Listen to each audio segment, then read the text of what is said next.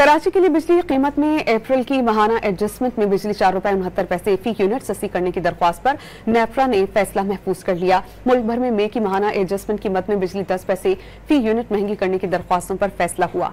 के इलेक्ट्रिक सार्फिन के लिए बिजली सस्ती करने की दरख्वास्त पर नेपरा अथॉरिटी में समाअत के दौरान पावर डिवीजन ने इस बार भी समाअत मुअख्खर करने की इस्तदा की।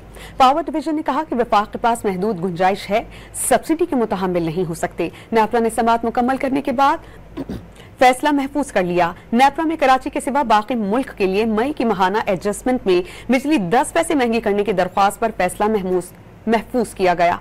दोनों फैसले बाद में जारी किए जाएंगे। कराची के लिए बिजली की कीमत में अप्रैल की माहाना एडजस्टमेंट में बिजली ₹4.69 फी यूनिट सस्ती करने की दरख्वास्त पर नेपरा ने फैसला महफूज कर लिया। मुल्क भर में मई की माहाना एडजस्टमेंट कीमत में बिजली 10 पैसे फी यूनिट महंगी करने की दरख्वास्तों पर फैसला हुआ। के इलेक्ट्रिक सार्फिन के लिए बिजली सस्ती करने की दरख्वास्त पर नेपरा अथॉरिटी में समाअत के दौरान पावर डिवीजन ने इस बार भी समाअत मुअख्खर करने की इस्तदा की।